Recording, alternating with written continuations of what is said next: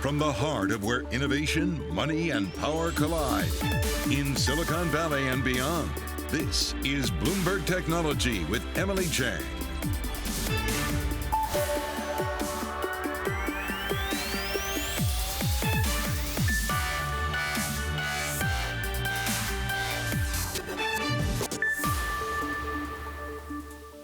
I'm Emily Chang in San Francisco, and this is Bloomberg Technology. Coming up in the next hour, Tim Cook takes the stand in the climax of the Apple Epic trial. The CEO of the iPhone maker testifying for over 3 hours today, facing pointed questions by Epic attorneys, and later the judge. I was at the courthouse. We will bring you the highlights and expert opinion on how well Apple fared. Plus, Bitcoin slides again, dropping another 10% after China reiterates it'll crack down on mining to control risk. After another wild week in crypto, will the volatility ever end? And the pandemic hit the beauty industry hard, but digital-first brand Glossier kept growing. Skincare and eye cream sales taking off early on, and with masks coming off, it's all about lipstick. I'll talk to Glossier CEO Emily Weiss about a beauty boom that's starting now. We'll get to all of that in a moment, but first we are awaiting a news conference from President Biden and South Korean President Moon Jae-in at the White House. The two presidents have been talking about the global chip shortage, the coronavirus, North Korea, and other issues. We're going to bring you that presser live once it begins. In the meantime, I want to take a look at the markets with our Ed Ludlow. And Ed, crypto, another wild week, the news of the day. Yeah, at the heart of it, and really a lot of volatility in risk assets, investors putting the brakes on in equity markets. You can see the S&P 500, the main gauge of US equities, basically flat, slightly negative territory. This week, we've been down for 4 days and had a rally on Thursday for 1 day, but really, volatility is the key word. The tech-heavy NASDAQ 100 down 0.6%, and the big story, as you say, Bitcoin falling from 41,000 down to 36,000, all about comments out of China. China saying that it's going to crack down on Bitcoin mining and trading as part of resolutely preventing any risk to the financial system. When China weighs in, the market listens. This is the story. Volatility, price swings in one direction or the other. But if you step back, this is a 2-week chart of Bitcoin. We're down almost 40% over the course of 2 weeks. So it has not been a good period for the cryptocurrency. I also want to take a look at some specific movers in the equity markets. Two stories I know you're going to talk about in the show. Apple down 1.5% with Tim Cook testifying in that Apple hearing, and Tesla down 1%. Things are not going well for Tesla stock. Come with me into my Bloomberg, because this was the 5th consecutive weekly decline for Tesla. That is the worst run of weekly declines for the stock since March of 2018. Whatever you say about Elon Musk, the number of cars, how he tweets, how he talks about Bitcoin, the fact of the matter is Tesla stock is not on a good run right now. And when it comes to Apple, there was no real conviction or move in one direction or another. If you come back to me in the studio, some good days, some down days. I just thought it was interesting that to end the week, there was this drop in Apple's share price as Tim Cook testified with this Epic trial. We know what's at stake, and I know you're going to talk about it in the rest of the show. Emily. All right, Ed, yes, thanks for that roundup. Meantime, as Ed mentioned, a tense 3 hours for Tim Cook on the stand today, the most high-profile witness in the high-stakes showdown between Apple and Epic Games. I was at the courthouse in Oakland, Apple CEO arriving and then leaving through a back entrance, appearing to be in good spirits. He waved to us, the press outside. Meantime, Epic Games CEO Tim Sweeney has been at the trial every day for the last 3 weeks, representing the Fortnite game maker at the front of the courtroom. The stakes for both companies are high. Epic trying to prove that Apple is a monopoly with respect to the App Store. Apple working to defend itself, not just in this case, but in the face of broader regulatory scrutiny from Washington and beyond. Joining me now to discuss how Cook fared, Dan Ives of Wedbush Securities and our very own Mark Gurman. Mark, I want to start with you because listening to the testimony today, Tim Cook, fairly polished. Epic's lawyers did catch him contradicting himself a couple of times. The judge was mostly quiet until the end, when she piped up with some fairly pointed questions. How would you wrap up the day? Yeah, everything seemed pretty smooth and positive until the last 15 minutes or so. If I'm Apple, I really didn't like what I heard at the end. The judge was asking very pointed questions about the company's business model. She threw doubts over Apple's rationale for lowering the cut last year. If you remember, Apple halved at the end of last year its commission from 30% to 15%, calling it a move due to helping small businesses during COVID. I think most people knew that this was in reaction to regulatory scrutiny, so the judge sort of called out Tim Cook for that. And what I found most interesting is she said, you guys don't have any competition when it comes to in-app purchases. That's the system for processing payments and buying goods through the App Store. Obviously, that's true. They're really the only game in town when it comes to that. She did not ask about the idea of third-party app stores. She did not ask Tim why third-party app stores shouldn't be allowed. I think her focus is really on that in-app purchase system.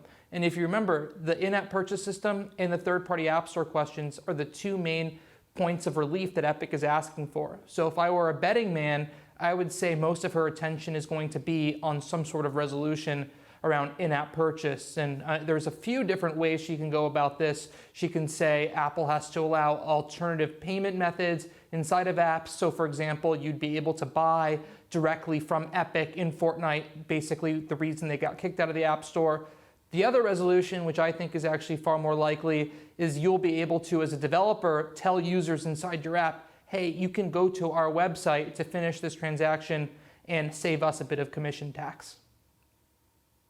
Interesting. As you mentioned, there are multiple scenarios here, multiple possible decisions. Of course, there's Apple winning full stop, in which case nothing changes. There's Epic winning full stops, in which case everything changes. But the most likely outcome is some sort of a mixed decision, in which case everyone appeals. Dan, what's your take? How big a risk is there here that Apple loses something? Yeah, Mark, as always, brought up great points. I think it's contained risk, and I think that's how most investors view this. And obviously, this is a game of high-stakes poker in between Apple and Epic, and it speaks to some of the broader antitrust swirls that we're going to see because of the questions that we're seeing in California courts, the same ones we're going to see in the EU as well as the Beltway.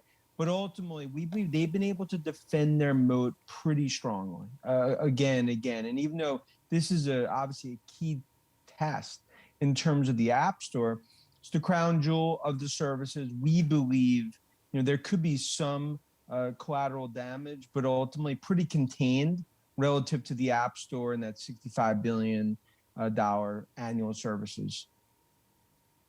Now, Epic's lawyers spent quite a bit of time trying to pin Cook down on the profitability of the App Store. Apple has maintained that they don't know exactly how profitable the App Store is, which some of the skeptics have found hard to believe. Outside experts believe the App Store in commissions alone brought in almost $22 billion. Dan, do you believe that Apple doesn't know how profitable the App Store is? Look, obviously they're keeping their playbook close to their vest. I mean, look, if you look at services in the App Store, that clearly is a continued profitability and cash generation stream that we've seen continue to tick up over the years. And right now, that's under attack. And I think if you look at how they're defending themselves in court, and obviously today some tough questioning, I mean, they really haven't deviated from how they've defended themselves also from an antitrust perspective, what we're seeing in the EU. Very profitable. Obviously, it's more profitable than a lot of Fortune 500 companies alone, if you look at that services business. But, if you look the way that they're navigating this, I think so far, and I think it's reflected in the stock, investors like what they see, although clearly risk, as we get into a decision. Well, and a reason this profitability question is important is that Epic is trying to prove that the App Store is extraordinarily lucrative, which would be a sign of monopoly behavior, if you will. Mark, talk to us a little bit about how Tim Cook performed and responded across the board. There were a range of issues, other issues that came up in addition to competitiveness of the operating system, how iCloud works in China, which seemed a little bit off topic, as well as the security of Macs versus iPhones. To be honest with you, I heard a lot of I don't know, or ask Phil about this, or ask Google about this. I heard a lot of him sort of passing, the buck on a lot of questions. The question for me is, does Tim Cook actually not know the answers to these questions? Or was he, trained not to answer them if they get too difficult or too in the weeds, not to back Apple into a corner? So that was one of the interesting things to me. I do want to touch about the profitability thing you asked about too, right? I don't believe Apple on that at all. I think they're completely splitting hairs. I think there's basically two types of profitability. There's the core profitability where they calculate it. What they're saying they're not able to calculate is all the other extra stuff, right? They try to say it's an all-in-one ecosystem. Can you really factor in development costs? Can you really factor in the price of the iPhone that goes into buying the App Store? So there's a lot more math that goes into it. So I think that obviously they can calculate the profitability. Apple's simply saying it goes a lot further. And I think it's a little interesting that Apple has been basically shooting down internal documents that were collected in the discovery process from Epic and provided by Apple too. So it's very interesting, and if I'm the judge, I really don't buy this profitability question. The question for me is, how relevant is a lot of this? Epic was asking Apple about iCloud in China. They were raising issues about platform lock-in. And they've done a lot of, portraying Apple as the big bad wolf and this, negative company, and this company, but, full of, inconsistent testimony. But a lot of that really doesn't go to the core of the issue. Epic didn't do a good job proving why there should be third-party app stores. Apple did a good job proving why there shouldn't be third-party app stores. Epic didn't do a great job proving why Apple shouldn't be the only offer in town for in-app purchases, but Apple didn't do a good job proving why they should be. So I really do think it's all going to come down to that in-app purchase system. Right, and Apple and Tim Cook today doubled down on the idea that it is about users, it is about privacy, it is about security. He said Apple puts the user at the center of everything. It's not about the money. I believe that was word for word.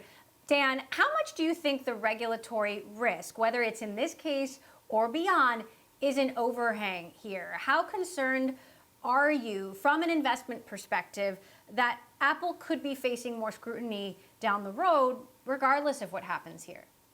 Oh yeah, a bright spotlight. And it speaks to ultimately why every regulator, both in the US as well as in Europe, is watching this so carefully. And Cook, everything he said will ultimately reverberate over the coming years, because in this climate, big tech's under attack. We're seeing it across the board: Apple, Amazon, Facebook, and others. And Apple recognizes that the App Store, the 30% fee, that's the Game of Thrones. That's the area. Epic's obviously clearly going after them right now. But this, even if Apple wins with flying colors, they're going to continue to battle this over in Brussels and the Beltway for years to come. And it's an overhang in the stock. I believe it's a 10 to 12% overhang on the stock right now if we look at how investors are gauging it. All right. Well, as far as we understand it, Monday will be closing arguments. Then the judge will take anywhere from 1 to potentially 4 months to come up with her decision. It's not going to be a quick decision, but we do know she's got a criminal trial coming up after this, so it's not going to drag on forever. Bloomberg's Mark Gurman, Dan Ives of Wedbush. Thank you both. Dan, you're going to stick with me. We're going to talk a little bit about Bitcoin coming up next. All right, Bitcoin resuming its sell-off after China reiterated a warning that it intends to crack down on crypto mining. We're going to talk about the wild week ahead. This is Bloomberg.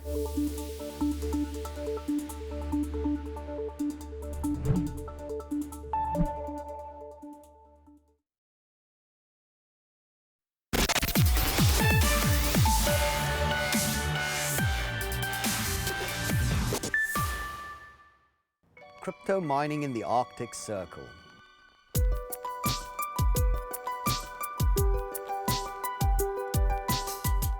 Bitcoin's had its fair share of ups and downs over the years, from rallying 13,000% in 2017 to crashing 70% the year after. But through all this, one thing has stayed the same. Without miners, there'd be no Bitcoin. Of course, mining crypto isn't like mining gold.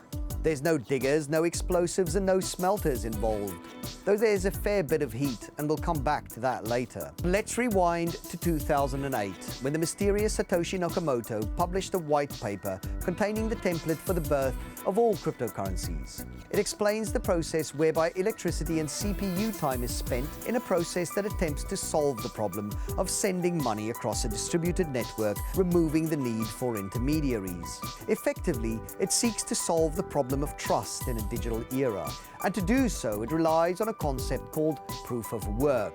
Like old-fashioned gold miners panning for metal, these CPUs have to hunt for a hash that's allowed allows them to write the next block on the blockchain and then get rewarded by some freshly minted Bitcoin from a pool that's designed to never contain more than 21 million. Now, in the early days, anyone could mine Bitcoin. All you needed was to install some software on your home PC or laptop, and off it went. Early adopters sometimes saw it more as a computer game than the start of a financial revolution. To mine Bitcoin requires specialized equipment and a lot of electricity. Because the rate of production of Bitcoin is fixed, but the CPU power expended on creating it is not. The variable that keeps it all in balance is the difficulty of mining. As more people compete for each new Bitcoin, the level of difficulty is increased. And that creates one of two routes to mining Bitcoin.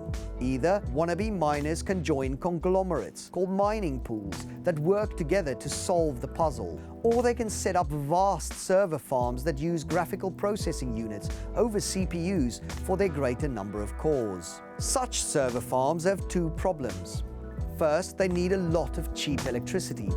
That's pushed some to set up shop near hydroelectric facilities, the cheapest and incidentally one of the cleanest forms of energy. And second, all those computers need cooling. And so, in the Siberian city of Norilsk, beyond the polar circle, and only reachable by plane or boat, BitCluster Mining Farm has made its mark. Quite literally, with a sculpture outside a Stalin-era nickel plant in temperatures as low as minus 40 degrees Celsius. The facility's 5,000 rigs still need ventilation to keep cool. At full capacity, they expect to mine up to 6 Bitcoins a day on average. And all of this for a collection of ones and zeros that now regularly fetch more than $50,000 a go. This is Decrypted. I'm Eddie van der Walt. For more of the same, follow us on your favorite platforms.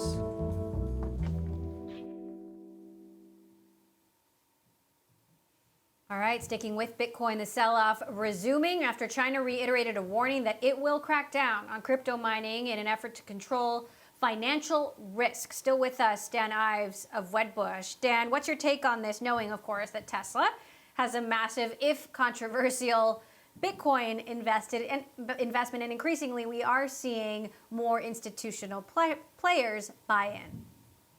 Look, I think it all started with Musk's comments. The U-turn from one of the biggest proponents of Bitcoin and crypto. I mean, that was the gut punch to market. And of course, now we've seen China regulatory and other worries all come in. And it's ultimately been a nightmare on Elm Street scenario for not just crypto investors, but even in Tesla, because Tesla, it's been overhanging the stock, and it's almost a sideshow that started to overshadow the story. And, I believe, continue to believe that Bitcoin and crypto is going to be something we'll be talking about for years to come, especially when it comes to blockchain and some of the other capabilities. But it is going through just a clear sort of metamorphosis, now glass half empty view. But I think it all got kicked off with Elon's comments. Do you think that Tesla will sell some of its Bitcoin investment, or do you think the company intends to hold? I mean, of course, Elon has implied one thing, then clarified. At this point, it seems like he's saying they're holding, but whether or not Tesla does that, is that a big, unpredictable factor for you?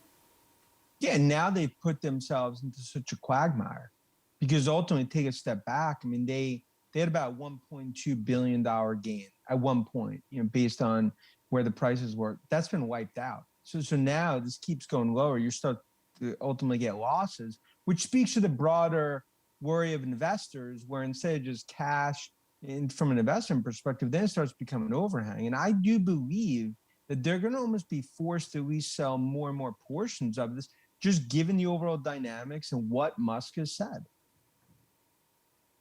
Would you prefer, as an analyst, for Musk to stop tweeting about all of this? I mean, one day it's one thing, another day it's something else. Well, and also it's not champagne and roses. If you look in this market, risk off, patience is wearing thin. I think you've seen a lot of frustration for investors, especially on the Bitcoin side, because it's overshadowed on the EV story. Because right now, look at those China numbers in April. Investors want to see what ultimately happens on electric vehicles and not have this sideshow ultimately start to overshadow the story. So as an analyst, even though I understand the Bitcoin, the crypto story, it's really, I think, tainted a bit the Tesla story, especially because of the backtracking and because of the sideshow that we've seen with Musk, who obviously continues to be the foundational part of Tesla. In your view, should Tesla hold on to its Bitcoin, or should it get out of crypto and some of this more speculative investing altogether? Well, I think that continues to be a core DNA where they believe in crypto. Musk believes in crypto, and this is something where I think that this is going to be continued investments over time. But right now, given what we've seen from a transaction perspective, as well as just the risk profile, I think many investors would actually like to see them pare it down, at least, just given what we've seen from Musk on the transaction side. So that's going to be the big focus going forward. He said that they're not going to sell, but we'll see as we get into the quarter and going forward. And, it's really created, I think, a frustration point, not just for crypto investors, but for Tesla investors, because it goes back to, I think what that piece did a great job explaining, the environmental issues. That didn't change in 3 months. All right. Dan Ives of Wedbush Securities. Always love your metaphors, the nightmare on Elm Street. I think that was a new one for us, Dan. Thank Good you. to have you. Happy Friday. Coming up, in an effort to continue pushing vaccines, the Biden administration is teaming up with dating sites. How being vaccinated could get you free premium service with Tinder or Bumble next. This is Bloomberg.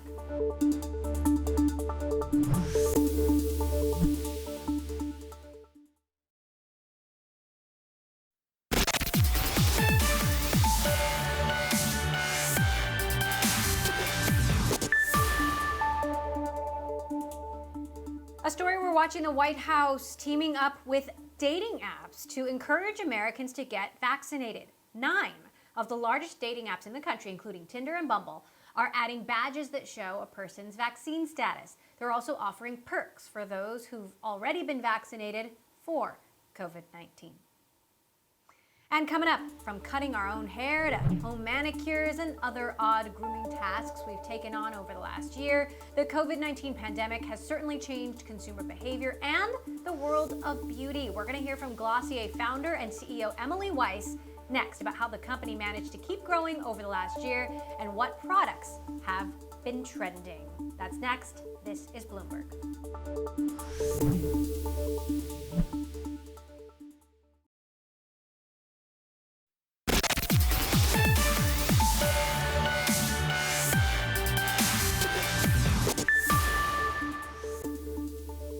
Welcome back to Bloomberg Technology. I'm Emily Chang in San Francisco. When the COVID-19 pandemic began, the global beauty industry was hit hard. Some of us wondered if we would ever wear makeup again. Sales slumped in the first few months and stores suffered from closures, according to research by McKinsey. Study also estimated that consumer spending on makeup products in the U.S. would fall over 30%. But digital-first beauty brand Glossier kept growing despite having to shut down their flagship New York store, which CEO Emily Weiss said was getting up to 2,000 visitors a day. I caught up with Weiss at the Bloomberg Business Week conference and asked how she navigated the pandemic, knowing the beauty space would be changed forever. I can remember the moment when, the writing was on the wall that the world was about to markedly change. And it was Thursday, March 12th, when our creative director took a photo of the line outside of our Glossier New York Glossier New York flagship store. It was, as normal in a day, we would see 2,000 visitors into the store, and we would constantly have this line down the street. And she took a photo and sent it to us, and we said, we got to close these stores. No one had closed the retail stores yet, and we said, this is not safe for people inside the store, not safe for people coming into the store, and the party has to stop for a period of time. And that was really the beginning of the pivot to back to online, where Glossier was born. We were already a 80% digital business, digitally native business, and we doubled down on that for the last year, and grew really well year over year, despite, beauty really shrinking last year, makeup shrinking and beauty as a category shrinking. So talk to us about how the business shifted, because initially, I'm sure there were a lot of people who, again, didn't know if they need makeup. And then suddenly they realized now everyone is staring at me on Zoom all day long. I need all the good skin products I can get.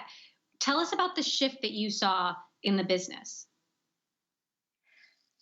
We've always believed, quarantine, COVID, no COVID, we've always taken a long-term approach that if you can inspire women and people to feel joy and confidence in their routine, then you're going to help them sit up a little bit taller, right? And last year, over the course of this, remarkable transition in year in people's lives, so makeup was, down something like 30% as a category, last year, just in this giant $500 billion global market.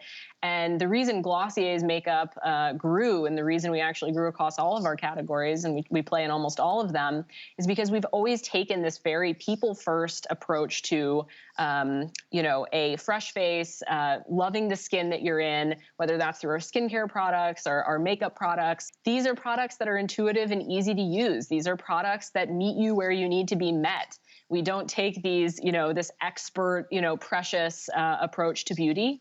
And that has been really, really appealing for, since 2014, since we started. And it was really never more appealing to people in a year like 2020. Are there any products in particular that dropped off or took off? Like, I imagine people needed a lot more eye cream and maybe less lipstick, at least initially. Skincare was huge. I mean, last year was really a year in beauty for skin. So many people are also learning about skincare, right, through social. If you think about the pivot last year to online, it wasn't just in beauty, a pivot to e-commerce. And actually, McKinsey is saying now that, beauty was 20% online during the pandemic or prior to the pandemic, and has probably going to sit around 35% e-commerce coming out of the pandemic, just, here to stay. So massive acceleration online. And then if you think about where people are learning about how to make their decisions on what products to use, it's really evolved a lot too. Look at TikTok. I mean, last year was a year of TikTok as a platform, as entertainment. Glossier wound up being and is right now the 7th most tagged brand on TikTok, not just in beauty, but actually of all brands. And so what's really exciting about that is we've always really believed in the power of the individual to help other people learn about their routines, right? Like, we are past the era, not just Glossier, but consumers are past the era of beauty counter expert. A new generation of consumers is looking to who is going to influence me where I am on TikTok, on Instagram, and on so many other emerging platforms that people spent time on last year. Now, as you mentioned, there's a whole new beauty conversation happening on social media, happening on places like TikTok. I'm seeing a lot of videos of people showing their makeup routines, their skincare routines close up. How is that driving or influencing your strategy as a brand? So stemming from this real belief in personal routines, right? This real belief that every single consumer, and we have, 5 million plus customers now from all over the world. Every consumer deserves to be able to be informed, deserves to be able to share, and deserves to be able to curate their own medicine cabinet. That has always been our aim and ambition. And so back in 2014, when we launched on Instagram, now that's like, super common. Everyone's doing that. Back when we did that, it was shocking to big beauty that Glossier was showing their products next to other brands, when in fact, the consumer is already shopping that way. I don't have a medicine cabinet of only one brand. That's a thing of the past, particularly for newer generations.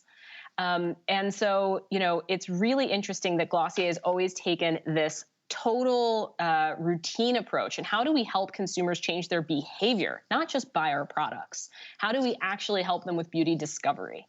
And so with this sort of holistic total routine approach, we've been able to take this people-first storytelling approach all through the pandemic, showcasing people's routines, merchandising across all categories. And we're in a really unique position now that we weren't in when we first launched, where we only had 4 products. We now have well over 50. And so there's something for everyone within the Glossier portfolio, which really opens up the world, right, to us, particularly when we go back into retail, because you can find skincare, you can find makeup, you can find fragrance, you can find body products. And across, these 4 things, these are 4 of the largest, TAM categories within this giant beauty industry.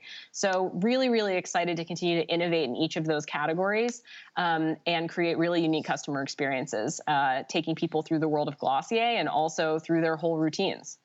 There's been talk of this beauty boom now that the world is starting to go back to normal. What trends are you seeing? Do you expect to see a beauty boom, a Glossier boom? They definitely are saying, the roaring 20s. Coming out of this, for us at least, I think that the last 7 years have really been practice for what we're going to do next. And that is to continue to iterate and innovate on this mission of helping people form their routines and influencing that behavior. The consumer today is definitely online. They are definitely informed, and they have all of these choices about who to follow, right? And so how do we create those spaces, those experiences, whether physically through our retail stores, digitally through things that are very exciting that we're building that I can't talk about yet, for people to come together because consumers are coming out of this more knowledgeable than ever, and I think more values driven than ever. And we've really seen that shift as well. Glossier founder and CEO Emily Weiss there. You can catch the full interview at Bloomberg.com. Now to the streaming wars. The man who launched Disney Plus and former CEO of TikTok is now turning his attention to sports. Kevin Meyer, chair of the sports subscription streaming service DAZN, joined us at the Bloomberg Business Week conference to talk about the future of the increasingly crowded streaming market and whether he expects more consolidation in the industry. Our conversation was recorded just before Discovery announced it will merge with the spin-off of media assets by AT&T. Well, I think there's a lot of options that will be viable. If you're talking about who's going to dominate, have a dominant position in a global deployment of their service, like a Netflix or now a Disney Plus, maybe an HBO Max, certainly Amazon Prime and Apple TV Plus. I think there's only a handful of truly global, greater than 100 million subscriber base type of services that can exist. But that doesn't have to define success. Success, both financial and for consumers, can happen on a much more niche basis. If you can create a service that has 30, 40, 50 million global subscribers, that can be highly profitable and a great business. And I think there's a multiplicity of those that will exist over time. Some will serve certain audience segments, some will serve certain types of genres of programming, sports or unscripted or dramas that are focused on female audiences, those are focused on male audiences. I think you'll see a lot of niches survive and thrive, actually. They just won't be 300 million subscribers like Netflix is. So all the services you just mentioned, do you think, do all of those count in what you see as a future of big global services, or will some of those services not hit that milestone? Hard to say, frankly. I think that's going to be, I think the economics will probably call for 3 to 4 services that could be of that greater than 100 scale. That means 1 or 2 of them might not quite make it. I don't know which ones. Clearly, 3 of them have already done so. There's Amazon Prime, there's Netflix, and there's Disney Plus. There, whether or not HBO, Apple TV Plus, Paramount Plus, which of those can hit that that high threshold? We'll have to see. I think not all of them, probably.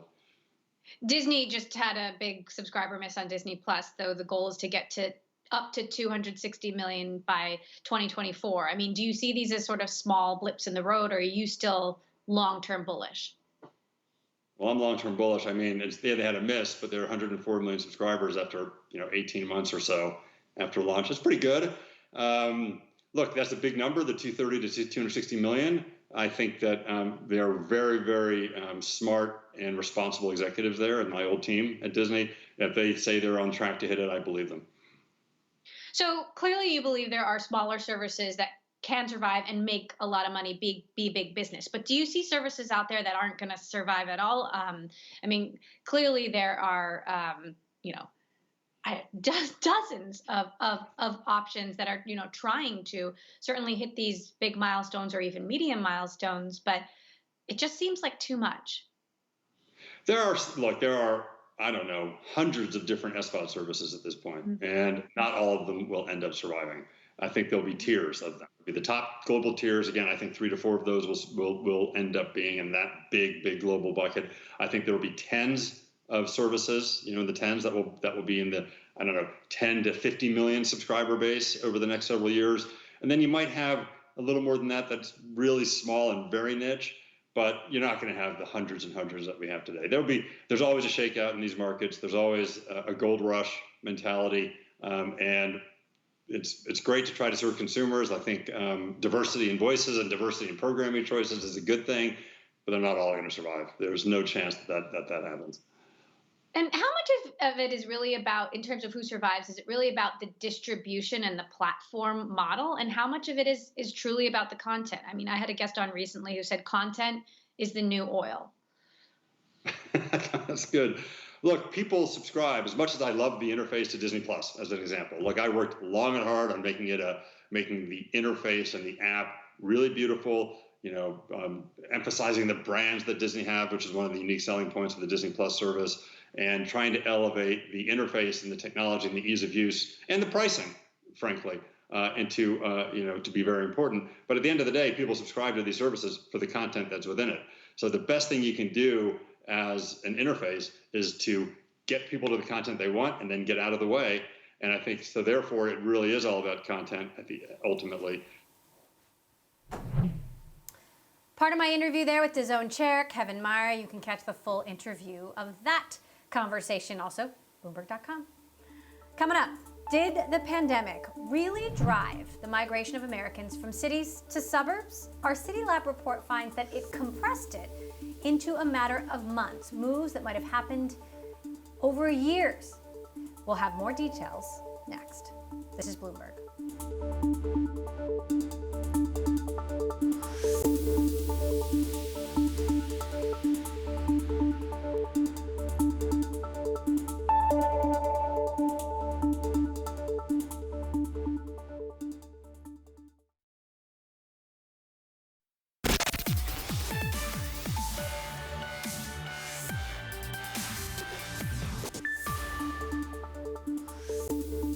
A year into the COVID-19 pandemic, after much speculation about emptied downtowns and the prospect of remote work, the clearest picture yet is emerging about how people moved.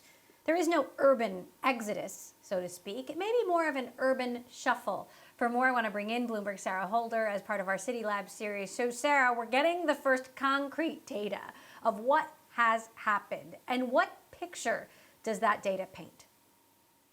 Yeah, so an analysis of USPS moving data and change of address forms by myself and Marie Patino and Aaron Kessler at City Lab really found that a lot of temporary moves were recorded during the pandemic, but most of them, 84%, were actually recorded within the same metro area. So people were moving, but they weren't moving very far. So where are they moving exactly? So there's been a lot of talk about how everyone is moving from the San Francisco Bay Area or out of New York into Miami, Austin, Houston, LA, and some of that is true. But I think what's more interesting is to look at some of those metro level migration patterns. So from the San Francisco Bay Area, a lot of folks were moving to LA, but also to places like Stockton and Sacramento, where housing prices are lower, and where folks who can suddenly work remotely can actually afford to buy a house. In New York, it's a similar picture where, some people are moving to Miami, but a lot of people were moving, to the suburbs and to places even in Connecticut. Some trends that we saw even before the pandemic just accelerated. So there was more out-migration from cities than in-migration, and there was more in-migration into suburbs than out-migration. And so that's sort of why you might be seeing those trends, but they're not, entirely new. They're maybe just accelerations of what we were seeing before. So what does this migration or this shuffling, if you will, mean for the cities these folks are leaving, like San Francisco, like New York, for housing markets, for rental markets? Right. I mean, so in New York, you're seeing rents plummeting, and the values of some buildings plummeting as well. In San Francisco, public transit is much emptier than it was before, and some of that might have to do with just remote work trends in general. I think that what's also interesting is what it means for these other cities. So even as people are fleeing San Francisco and New York housing prices, they're buying up homes for cash in these outer markets. So it's sort of switching some of those dynamics a little bit. I think there's a lot of fear about what some of the exodus might mean for New York City's tax bases, but experts say that we haven't really seen the kinds of dents to the tax base that you might have worried about. So it's a bit too soon to say what the long-term picture looks like. Yeah. All right, Sarah Holder, appreciate that. Such a fascinating look at what in fact is really happening. You can check out Sarah's story at Bloomberg.com. Sarah Holder, thanks so much. Still ahead, how social media companies are using augmented reality to help retailers reach homebound consumers. We're going to have more details on that next. This is Bloomberg.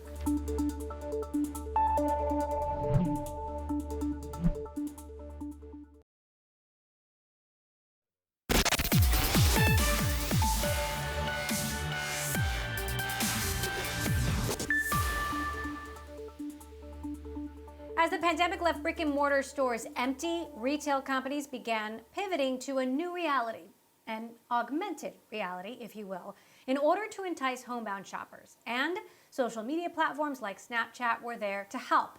Here to talk about these new AR-powered shopping experiences is our Bloomberg social media reporter, Naomi Nix. This is a transition, Naomi, that's been happening behind the scenes. Talk to us about how the pandemic has changed digital advertising and the shopping experience.